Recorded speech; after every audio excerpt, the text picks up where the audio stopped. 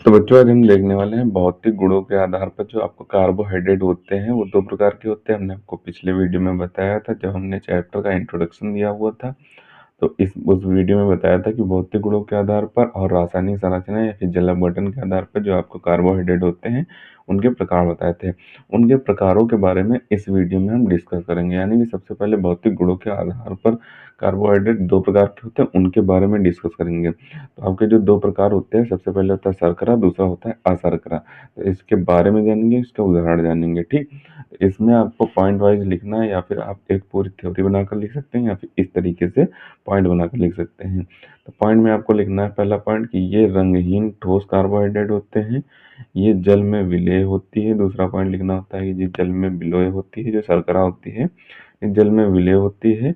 और तीसरा पॉइंट आपको लिखना होगा कि ये स्वाद में मीठी होती है। चौथा पॉइंट आपको लिखना होगा कि ये क्रिस्टलीय ठोस अवस्था में होती है, यानी कि जो शर्करा होती है ये क्रिस्टलीय होती है और ठोस अवस्था में होती है।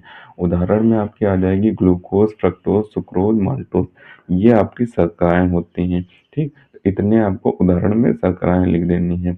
अशर्करा में आपका क्या क्या आता है वो देख लेते हैं।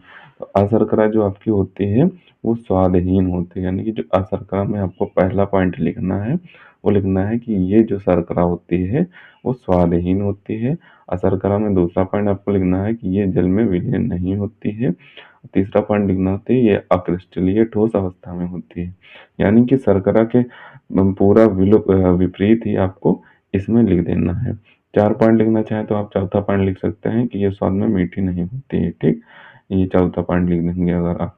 और उदाहरण में आप लिख देंगे कि स्टार्च, सेलुलोज, ग्लाइकोज ये आपके अशर्करा के अंतर्गत आते हैं। ठीक, तो ये आपके भौतिक गुणों के आधार पर कार्बोहाइड्रेट के जो दो प्रकार थे, शर्करा और अशर्करा, उनके बारे में हमने जान लिया।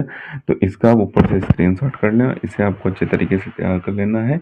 ये आपके एग्जाम में कभी कभी आ जाता है, ये ज़्यादा पूछा नहीं जाता लेकिन कभी कभी आपके एग्जाम में जब वर्गीकरण करने को पूछ देगा, 5 नंबर में पूछेगा कार्बोहाइड्रेट का क्या होता है और इसके प्रकारों का वर्गीकरण कीजिए 5 नंबर में, तब आपको भौतिक गुणों के आधार पर और जल अपघटन के आधार पर दोनों में आपको वर्गीकरण करना होगा। ठीक, वैसे तो ये आपके एग्जाम में सेपरेट अगर आएगा तो 2 नंबर का आ जाएगा, 2 नंबर से ऊपर ये आपके एग्जाम में कभी भी नहीं आएगा। तो इसका आप स्क्रीनशॉट कर लीजिए और इसे आपको बेहतर ढंग से तैयार कर लेना है, अच्छे तरीके से तैयार कर लेना। अगर आपसे पूरा वर्गीकरण पूछे तो आपको पहले वो लिख देना जो हमने आपको कल कराया था, उसके बाद ये भौतिक गुणों के आधार पर वर्गीकरण लिख देना है। और उसके बाद एक टॉपिक है जिसमें हमने पढ़ाया हुआ है कि जल अपघटन के आधार पर कार्बोहाइड्रेट के प्रकार, वो आपको कर देना है। तो पूरा आपको 5 नंबर में कर देना है। ठीक, तो इसे आप अच्छे तरीके से तैयार कर ले। मिलते हैं किसी नए वीडियो में नए टॉपिक के साथ, तब तक के लिए धन्यवाद।